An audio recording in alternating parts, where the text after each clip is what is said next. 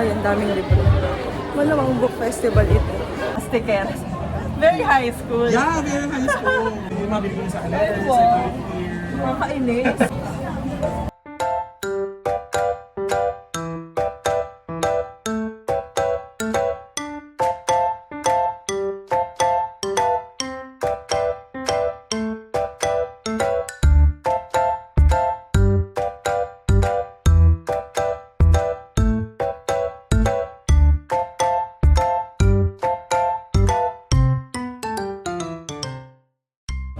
Yes. Lang, na-curious ako, paano niyo ginagawa yung nagko-co-write ano?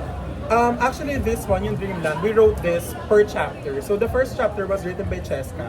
And then, kapag tapos niya mag-draft, bibigyan niya sa akin, I will read the chapter and then susundan ko ang second chapter. So she's writing, Susundan mo lang yung ginawa. salitan kami. So I wrote the POV nung guy, si Rico. And then yung girl naman, si Lay, sinulat ni Cheska. So siya yung girl character, ako yung male character. Napapanaginipan nila isa't isa, pero hindi nila alam na sila yon until they met in an office. Tapos, Parang familiar ka? pero Parang ganon. actually hindi. Kasi sa panaginip, iba yung itsura nila. Oo. Hanggang eventually, nalaman nila they were discussing their dreams. Parang related to each other. So, ayun. And tragic ending. So, mapanakit. Pero ako nag-desisyon na mapanakit kasi sabi ko ay Cheska, I think maganda to i-tragic ending natin. Kasi also we were in college. Hindi ko kaya magpasa sa tragic ending, guys. Hindi pa kami parehas na in love during this time. So when we were writing this, sabi namin, anong ending natin? And then we decided na, sige, tragic. We didn't believe in love. Charing. Nasaktan ko ba yung sarili ko dito? So ayan, sana makabasa kayo ng Dreamland na written by me, Jar Glavit and Cheska. And then ito naman yung isa, yung Never Meron Forget. siyang pa-plot twist din. I mean, non-traditional Yes. way of telling story. BL romance and magical realism. So, sa book na to, yung bida dito si Ricky, he will be presented by two magical pills. Kaya never forever. Yung never pill, yun yung makaka-move on siya and he will find a better person. Or pag forever Wait, pill, hindi mo ba ako masyado ini-spoil? hindi Di naman, pa, kasi di yun pa, talaga di yung pa. setting ng ano. Okay. So yung forever... Sinabahan ako. Kasi yung forever pill naman ay, pag yun yung pinili niyo for him, for Ricky, babalik siya sa ex niya and they will rekindle and fix the things na didn't work out in the beginning. So, it's an interactive novel. We have 9 possible endings. Kayo yung mamimili ng ending for Ricky. So, pwedeng happy, pwedeng tragic, pwedeng namatay silang lahat. Pwedeng naging successful Gusto siya niya talaga yung pinapatay lahat. Yes, ganon. So, So, ayan. nakakalimutan ko na to siya.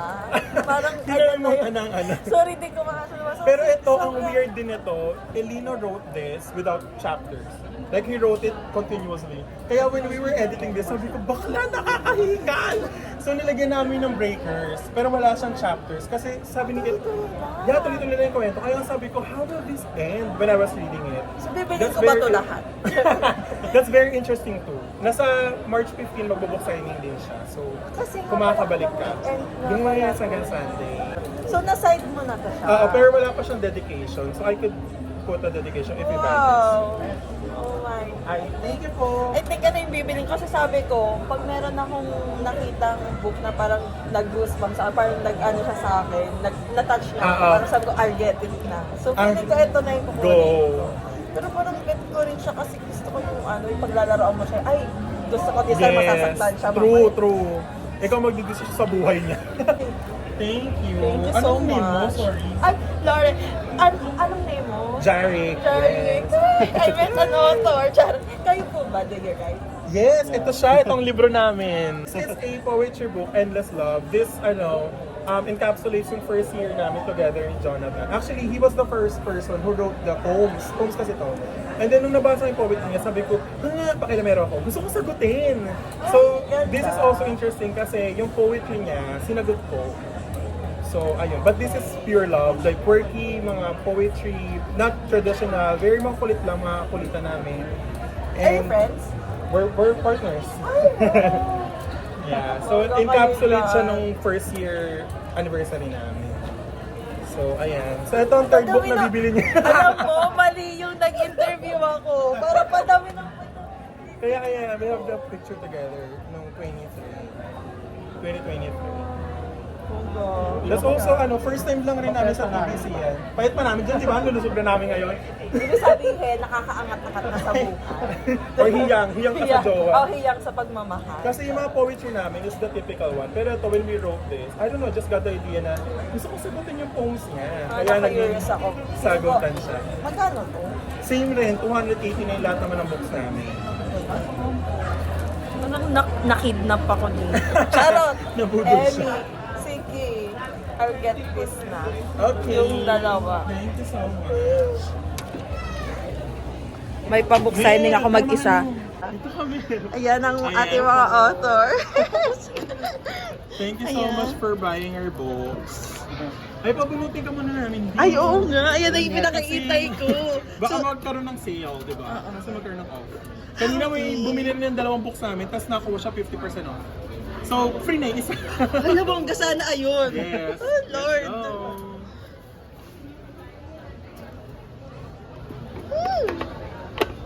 Umayos ka. Charot. Ano bang kamayang meron ako today? So, Sorry. sorry. Ikaw na lang magbukas. Ala, sana skirting mo. So, ayan. Free na yung isa. Thank you so much. No, thank you. Talaga Swerte mo po. naman. Kakasabi ko lang, kasi may kakabunot lang kanina na 50% off. Binili niya rin, libro po.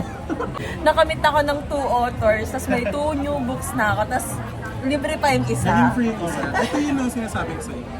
So, kapag meron siyang star, that's Rico's POV. Pero salita lang naman siya. So, star yung kay Rico, and then kapag may heart, yun naman yung kay Lay, yung Lucero. Anong pangalan mo? Lauren, L-O-R-E-N. So, ano mo yung gym mo basahin yung book namin? Actually, rin ako frustrated writer din ako. Pero hindi ko matapos-tapos yung sinusulat ko. Parang mga 10 years na siya. Hindi ko, parang pag binabasa ko siya, hindi ako natutuwa. Uulitin ko ulit siya all over. Paano niyo nagagawa yung ilang libro sa isang taon? Well, you have to stop criticizing yourself. I think ako rin kasi when I write the first draft and that's it. I let it simmer. Magandang gabi, mga kapibigan. Yeah, I write it Naway completely. naging Tapos masaya ano kayo yung sa rewriting. ating fiesta So parang sa first day whatever ng comes. ating And Philippine then Festival I let it of simmer. Wedding Ibig sabihin you let Services. it sleep The for Memory sa Halls minsan will be 6 months closing or more at than a 8 year. p.m. Tapos babalik ako siya.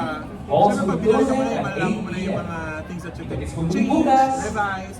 And then, ayun, tsaka siya iba pa sa editor. Kailangan pala talaga ng editor. Kailangan ng ibang mata. And then, I just let it be. Kasi you have to trust the process. Hindi pwede balik ka ng balik doon. Hindi ka matatapos, promise. Okay.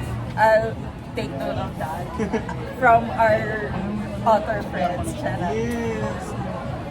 Ay, papakita ko na na. This, I think, is my 20th book. Yeah. I've been previously published with Psycho, yung publisher ng Diary ng Panginoon. Just we're still friends. We actually do our book events sa Psycho sometimes. Kasi until now, I still talk to them. Buti naman good, Yes! I have 4 books with Psycho. Anong name mo sa Psycom? Same Yan ka? din, Jared din. Tapos, I just got those books. Ayun yung isa, yung mail ko yung mga anong klaseng estudyante. Ayun, ito yung books ko sa kanila, tsaka anong klaseng empleyado ka. Pero, ni-recover ko siya na 10 years na kasi kinuha ko yung, kasi ako na may copyright ito. So, hindi na rin naman nila nire-reprint. Pero I have the white cover sa kanila, published yun. And then, ni-republish yun ng 10 years sa TVs. Anong klaseng Yan ang ano ko, estudyante ka? my first ones. Wow. I was very novice when I wrote that. Pero kanina, very funny book, very, sabi nga naman nagbasa, parang babong daw. Yung aba nakabasa na pala. Plastiker. Very high school. Yeah, very high school. Ito naman yung sinasabi ko sa iyo. Yan, yung sa Endless Love. So yung may mga letters din pala kami. Yung mga binigyan sa akin, letters, Wow. I here. Mga kainis. Nababad trip ako dito. Tapos, Nakaka-engage siya. nung first year anniversary namin, I wrote a song for us. And you can scan to watch the video. You can enter the music video. And then, ayan, ito yung sabi sa'yo. So, ito yung poem na sinulat niya. And then, I answered it.